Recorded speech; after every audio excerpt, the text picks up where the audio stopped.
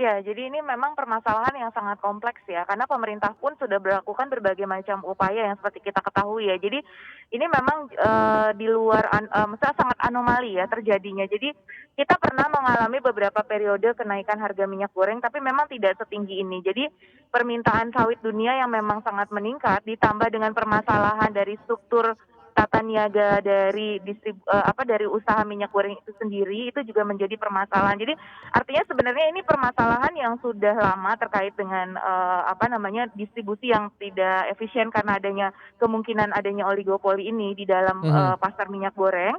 Nah, tapi diperparah dengan naiknya harga jadi ini berbarengan, jadi double. Makanya kenapa dia akan lebih, lama ya terjadinya. Jadi tidak bisa diselesaikan hanya dengan satu instrumen kebijakan seperti DMO, kemudian HET dan lain sebagainya, itu ternyata tidak efektif. Jadi Betul karena tadi harga sawit itu bukan kita yang menentukan. Jadi betul. Indonesia adalah produsen CPO terbesar, nah itu jadi artinya apa kesimpulannya, itu memang akan terjadi secara lebih lama ya, karena ini permasalahannya sangat, struktural. Jadi strukturalnya ada masalah, kemudian ditambah dengan adanya perang dan lain sebagainya sehingga dan pandemi ya. Jadi ini triple banget, ada perang, ada pandemi, kemudian memang ada permasalahan fundamental atau strukturalnya. Nah, itu artinya kemungkinan ini akan terjadi lebih lama jika tidak dilakukan kebijakan-kebijakan yang multiple juga dan extraordinary policy ya. Jadi memang Betul. kalau misalkan policy-nya belum extraordinary, memang ya ini akan dan memang ini tidak bisa diselesaikan dalam jangka pendek gitu. Jadi Mhm. harus butuh jadi artinya memang kenaikan harga ini kemungkinan akan berlangsung apalagi tadi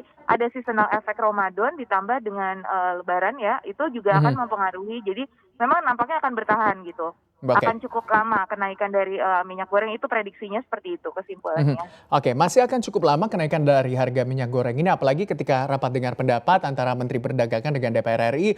Mendak juga sempat mengatakan tidak memiliki kendali begitu ya untuk bisa menyediakan ataupun mungkin juga menurunkan begitu ya harga di pasar. Pemerintah melalui Kementerian Perdagangan hanya bisa mematok harga eceran tertinggi walaupun saat ini sudah dilepas begitu ya dengan mekanisme pasar sehingga membuat harga minyak goreng semakin melonjak. Tapi di satu sisi pemerintah melalui Kementerian Perdagangan mengatakan akan menaikkan pajak ekspor Ekspor, CPO. Nah, betul. ini Anda melihat seberapa efektif kalau ini dilakukan?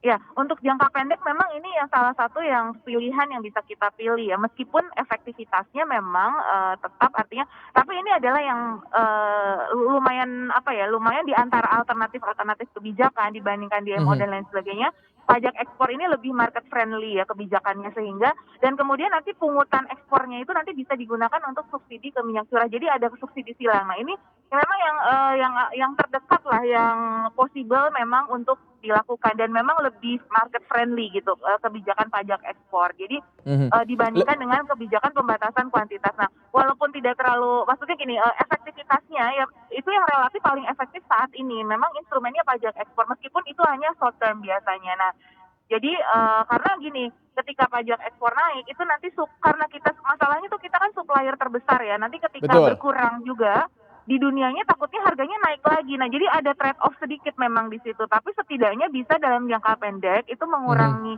yang diekspor sehingga dalam negerinya lebih tersedia seperti itu. Mhm. Nah, tapi harus dibarengi dengan kebijakan yang lain yaitu huluisasinya. Jadi produktivitas hulunya harus ditingkatkan gitu. Karena Mhm.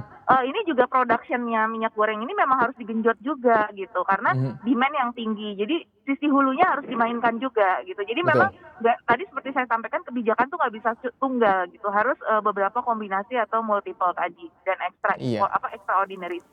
Untuk informasi lebih lengkap dan berita terkait, klik link deskripsi. Dan jangan lupa juga untuk download aplikasi CNBC Indonesia yang tersedia di Play Store dan juga App Store. Jangan lupa subscribe ya.